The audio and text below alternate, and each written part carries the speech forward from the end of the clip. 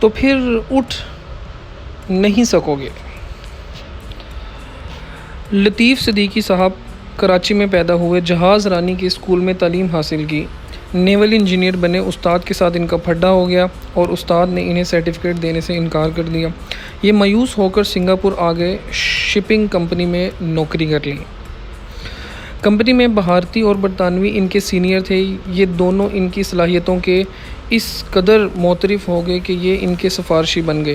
ان کا case parliament میں گیا، سنگاپور کا قانون تبدیل ہوا اور انہیں سنگاپور میں نوکری بھی ملی اور شہریت بھی۔ یہ اس وقت اپنی شپنگ کمپنی چلا رہے ہیں۔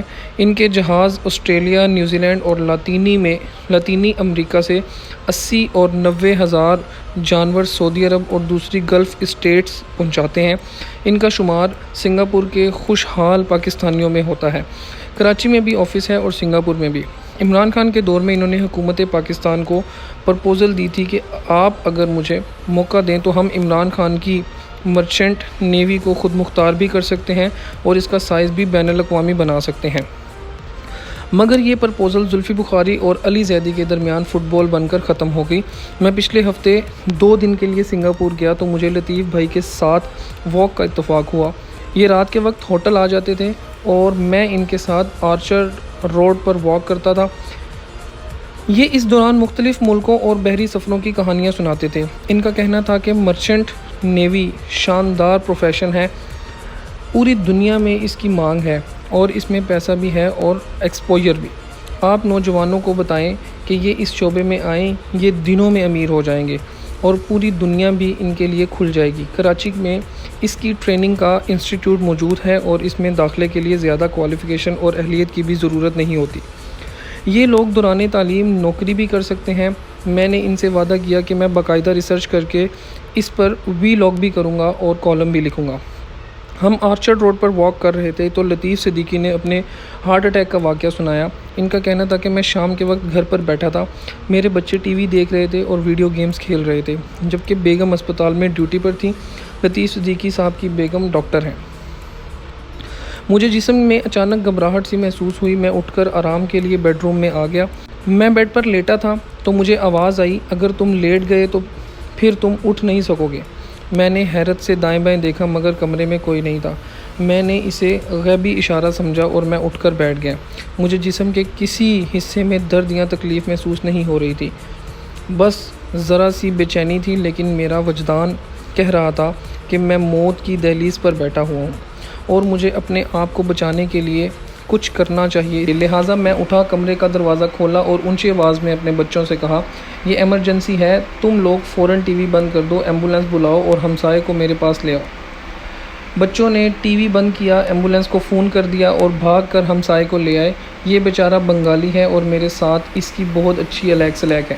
میں اس وقت تک بیڈ پر لیٹ کر اونچی آواز میں کلمہ پڑھ رہا تھا۔ مجھے یوں محسوس ہو رہا تھا کہ میرا آخری وقت آ گیا ہے اور میں اب موت سے زیادہ دور نہیں ہوں۔ میرا ہمسایہ ڈر گیا اور وہ بھی دروازے کے ساتھ لگ کر اونچی آواز میں کلمہ پڑھنے لگا۔ سنگاپور میں حکومت نے مختلف جگہوں پر ایمبولینسز کھڑی کی ہوتی ہیں، یہ 3 منٹ میں مطلوبہ جگہ پر پہنچ جاتی ہیں۔ میری ایمبولینس بھی فوراً پہنچ گئی۔ انہوں نے مجھے دیکھا، میری زبان کے نیچے گولی رکھی، اسپتال میں ڈاکٹر کو اطلاع دی اور مجھے اٹھا کر اسپتال کی طرف توڑ پڑے۔ ہمارے اسپتال پہنچنے سے پہلے ہی آپریشن تھیٹر اور ڈاکٹرز تیار تھے۔ مجھے فوراً تھیٹر لے جایا گیا اور 40 منٹ میں میری اینجیوگرافی کر کے میری بند وین کھول دی گئی۔ میرے خون میں کلاٹ بن گیا تھا۔ میں اگر بروقت اطلاع نہ کرتا تو میں واقعی بیڈ روم میں فوت ہو چکا ہوتا۔ اللہ کو میری زندگی منظور تھی، چنانچہ میں بچ گیا۔ میں نے اس کے بعد اپنا لائف سٹائل بھی تبدیل کر دیا، کھانا بھی، اور میں اب ریگولر واک بھی کرتا ہوں۔ میں نے لطیف صدیقی سے پوچھا کہ آپ کو کیسے پتہ چلا کہ آپ کو ہارٹ اٹیک ہو رہا ہے؟ ان کا کہنا یہ تھا کہ یہ عجیب بات ہے، میں نے ہارٹ اٹیک کے بارے میں کوئی لٹریچر پڑھا تھا اور نہ میرے جسم میں کسی قسم کے اثرات تھے، بس مجھے ایک آواز آئی تھی۔ میں اٹھ کر بیٹھ گیا اور میں نے فوری انتظامات کرا دیے۔ میں نے ان سے اتفاق کیا اور عرض کیا، قدرت انسان کو ہر حادثے یا مصیبت سے پہلے اسے اطلاع ضرور دیتی ہے۔ انسان اگر اس سگنل کو اللہ کی آواز سمجھ لے اور یہ آپ کی طرح اٹھ کر اپنا بندوبست کر لے تو یہ بچ جاتا ہے، لیکن اگر یہ اسے وہم سمجھ کر جھٹک دے تو پھر اس کا انجام اچھا نہیں ہوتا۔ ہماری بات چیت اس کے بعد تبدیل ہو گئی اور ہم قدرت کے اس مختلف اشاروں پر گفتگو کرنے لگے۔ ہم واک کر رہے تھے، اس دوران مجھے اس نوعیت کے 2 واقعات یاد آ گئے۔ میرے پاس چند ماہ قبل ایک صاحب آئے تھے، انہوں نے بتایا میں چند سال پہلے اپنے دوستوں کے ساتھ گاڑی پر جا رہا تھا، مجھے راستے میں کسی نے کان میں کہا کہ تم اس گاڑی سے فوراً اتر جاؤ، اس کا ایکسیڈنٹ ہونے والا ہے۔ میں نے حیرت سے دائیں بائیں دیکھا، میرے دوست اونگ رہے تھے، ان میں سے کسی نے یہ فقرہ نہیں بولا تھا۔ میں نے اسے اپنا وہم سمجھا، لیکن پھر نہ جانے کیوں میں نے ڈرائیونگ کرنے والے دوست سے کہا تم مجھے فوراً نیچے اتار دو۔ اس نے حیرت سے پوچھا کیا ہوا، خیریت ہے؟ میں نے اسے کہا کہ میری طبیعت خراب ہو رہی ہے، میں کیا کر دوں گا اور اس سے تمہاری گاڑی گندی ہو جائے گی۔ میرے دوست نے نئی گاڑی خریدی تھی، چنانچہ اس نے فوراً بریک لگا دی۔ میں گاڑی سے اترا اور سڑک کے کنارے چائے خانے میں بیٹھ گیا۔ دوست کو جلدی تھی، اس نے مجھ سے کہا کہ تم یہاں آرام کرو، ہم آدھے گھنٹے میں واپس آ جاتے ہیں۔ میں نے ہاں میں سر ہلا دیا اور چائے خانے کی چارپائی پر لیٹ گیا۔ میرے دوست گئے اور پھر کبھی واپس نہیں آئے۔